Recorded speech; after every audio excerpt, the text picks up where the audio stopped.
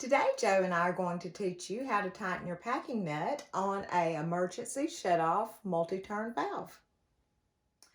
A lot of times when you're doing your own plumbing and you use your emergency stops, which we do not recommend. We always recommend that you shut your water off at the street. But if you have a multi-turn emergency stop and you've shut it off and you've turned it back on and it's leaking, that's not good.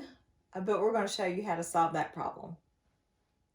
Okay, so you've done your plumbing repair and you had shut your water off with the multi-turn valve, which means that you can turn the handle, several rotations. And then you finished your plumbing and now you're opening up your valve and you're going to open it up all the way. So that's several rotations. And you notice that water is leaking from the stem right here. You're starting to get little drips.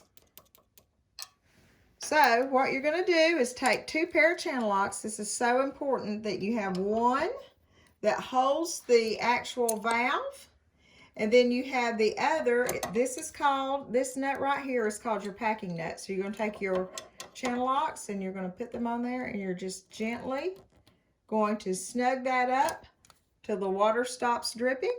And that's all there is to it. If you found this video helpful, please be sure to give us a thumbs up, share, and subscribe. And thank you so much for watching.